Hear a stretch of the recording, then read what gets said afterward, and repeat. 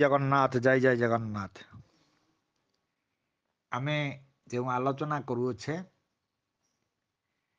ଆପଣମାନଙ୍କୁ ମୁଁ ଏତିକି କହିବି,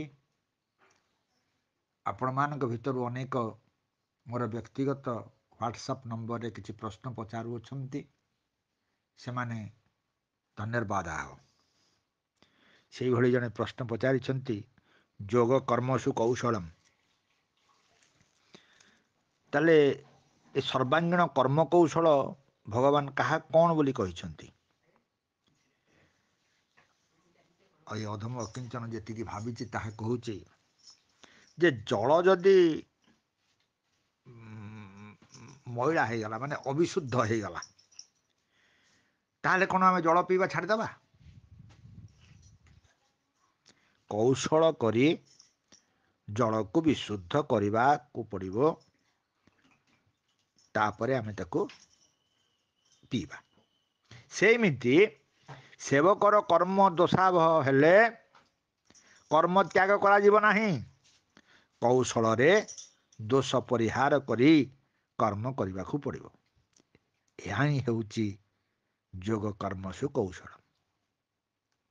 ଭଲ କରି ବୁଝନ୍ତୁ, ଭଗବାନ କହୁଛନ୍ତି ଯେ କର୍ମ କୌଶଳ କେମିତି ହେବ ନା ବୁଦ୍ଧି ଯୋଗ, ଭକ୍ତି ଯୋଗ, ତାହେଲେ ହବ।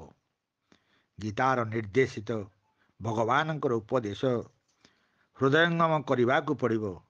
କାମନା କର୍ତ୍ତୃତ୍ୱ ସ୍ୱାଭିମାନ ତ୍ୟାଗ କରିବାକୁ ପଡ଼ିବ। ଭଗବାନଙ୍କୁ ର ସେବାରେ ନିଜକୁ ସମ୍ପୂର୍ଣ୍ଣ ଭାବରେ ଉତ୍ସର୍ଗ କରିବାକୁ ପଡ଼ିବ।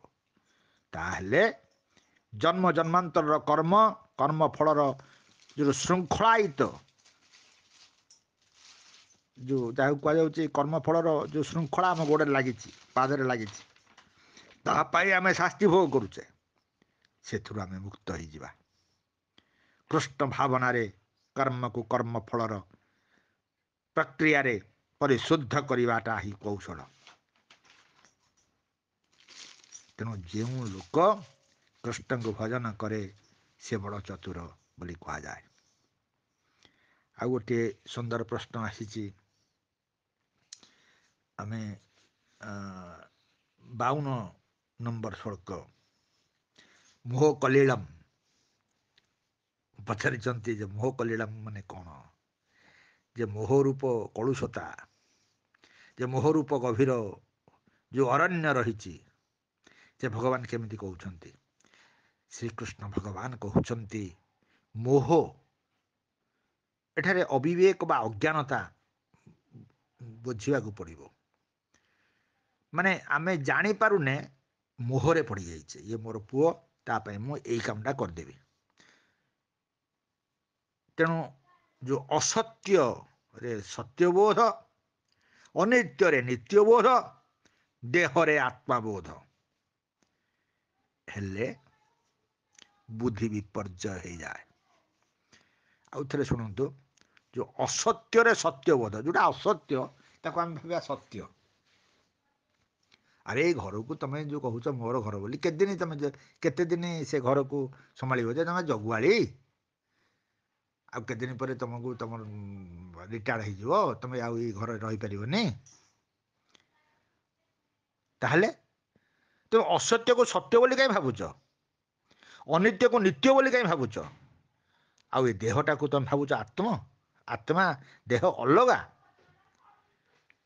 ମୁଁ ଏ ଶରୀର ନୁହେଁ, ଏ ଶରୀର ବିନାଶଶୀଳ, ଏ ଶରୀରର ଯେଉଁ ଅହମ୍ଭାବ ମମତ୍ଵ ବୋଧ, ଏ ଶରୀର ସମ୍ପର୍କିତ ଯେତେ ରହିଛି, ମାତା ପିତା ଭାଇ ଭଉଣୀ ସ୍ତ୍ରୀ ପୁତ୍ର ବସ୍ତୁ ପଦାର୍ଥ ଯେତେ ରହିଛି, ଏଇ ମମତ୍ଵ ବୋଧ ମାନେ ମୋର ବୋଲି ଯୋଉ କୁହାଯାଉଛି, ଇଏ ହେଉଛି ମୋହ। ଗଭୀର ଅରଣ୍ୟ ଭିତରକୁ ଗଲେ ଆମେ ଯେମିତି ପଥ ହଜିଯାଏ, ଆମେ ବାଟ ଭୁଲିଯାଏ, ସେଇମିତି ଏ ସଂସାର ଭିତର ଗଭୀର ଅରଣ୍ୟ ଭିତରେ ଆମେ ରାସ୍ତା, ଆମର କର୍ତ୍ତବ୍ୟ, ଆମର ପଥକୁ ବିସ୍ମୃତ ହୋଇପଡ଼ିଛେ। ସମସ୍ତ ଲୋଭ କାମନା ବାସନା ପୂରଣ ପାଇଁ ଆମେ ବିଭିନ୍ନ ବୈଦିକ କର୍ମକାଣ୍ଡ କରିଚାଲିଛେ, ହୋମ ଯଜ୍ଞ ପୂଜା ପାଠ ସବୁ କରିଚାଲିଛେ। କିନ୍ତୁ ଜଗତ ସଂସାରେ ବେଶୀ ବେଶୀ ଆବଦ୍ଧ ହୋଇ ପଡୁଛେ ଆମେ। ଗନ୍ତବ୍ୟ ସ୍ଥଳକୁ ଭଗବାନଙ୍କର ବାଟକୁ ଆମେ ଭୁଲି ଯାଉଛେ। ତେଣୁ ଆମକୁ ଜାଣିବାକୁ ପଡ଼ିବ ଯେ ମୋହ କ'ଣ।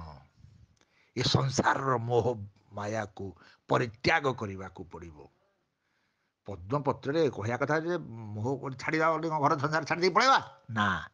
ପଦ୍ମପତ୍ରରେ ଜଳ ରହିଛି, ଲାଗିଛି କି? ଆଜ୍ଞା, ଆଇ ସେ ପତ୍ରରେ ସେ ପାଣି ଟୋପା ଲାଗିଛି କି? ଯଦି ସେ ପତ୍ରରୁ ପାଣି ଟୋପାକ ଖସିଯାଏ ତଳେ ଅଥଳ ଜଳ ସେଥିରେ ସେ ମିଶିଯିବ। ସେଇମିତି ଏ ଶରୀର ଆପଣଙ୍କର ଜୀବନର ଢଳ ଢଳ ପଦ୍ମପତ୍ରରେ ଆତ୍ମା ବିନ୍ଦୁ ଢଳ ଢଳ ହେଉଛି। ଏ ଶରୀର ରୂପକ ପଦ୍ମପତ୍ର କେତେବେଳେ ଖସି ପଡ଼ିବ କହିହେବନି। ସତର୍କ ରୁହନ୍ତୁ। ତେଣୁ ଶ୍ରୁତିବି ପ୍ରତିପନ୍ନାତେ ଯଥା ଶାସ୍ୟସୀ ନିଶ୍ଚଳା ସମଦା ବଚଳା ବୁଦ୍ଧି ସ୍ତଦା ଯୋଗମବାପ୍ସସି। ଯେ ବେଦର ମଧୁର ବାଣୀ ବୋଲି କୁହାଯାଉଛି। ବେଦର ଅନ୍ୟ ନାମ ଶ୍ରୁତି। କାରଣ ଏହାକୁ ଶୁଣି ଶୁଣି ମନେ ରଖାଯାଇଥିଲା। ଏଠାରେ ଶ୍ରୁତ ଅର୍ଥାତ୍ ଶୁଣାଯାଇଛି, ଶ୍ରୋତବ୍ୟ ମାନେ ଶୁଣିବାର ଯୋଗ୍ୟ। ତେଣୁ ଶ୍ରୁତି ଭଗବାନ କହୁଛନ୍ତି ଯେ ବେଦ ତ୍ରୟ ରହିଛି, ଏ କର୍ମକାଣ୍ଡକୁ ଧରି ଆମେ ଯଦି ଇହଲୋକର ବିଭିନ୍ନ କାମନା ବାସନା ପୂରଣ କରିବା ପାଇଁ ଏବଂ ପରକାଳରେ ଆମେ ଯଦି ସ୍ୱର୍ଗ ସୁଖ ଭୋଗ କରିବା, ଏଥିପାଇଁ ଯଦି ଆମେ କାମ କରିବା ତାହେଲେ ଏଇଗୁଡ଼ାକ ସବୁ ହବ ଭୋଗ ବାସନା ଏବଂ ଏହା ଯୋଗୁଁ ଆମେ ମୋକ୍ଷ ପଦ ପାଇପାରିବା ନାହିଁ। ସକାଳୁ ଉଠୁଛେ, ଠାକୁର ପୂଜା କରୁଛେ, ଧୂପ ଲାଗୁଛି, ଦୀପ ଲାଗୁଛି, ନୈବେଦ୍ୟ ହେଉଛି, ଓଷା ହେଉଛି, ବ୍ରତ ହେଉଛି, ଏସବୁ କଥା ଯେତେ ଆମେ କରୁଛେ କାହିଁକି? ତା ପଛରେ ଆମେ ଦେଖିବା ଗୋଟେ କାମନା ରହିଛି। ଯଦି କାମନା ଶୂନ୍ୟ ଭାବରେ ଆମେ କର୍ମ କରିବା ତାହେଲେ ଆମେ ନିଶ୍ଚିତ ଭାବରେ ଫଳ ପ୍ରାପ୍ତି ହେବା।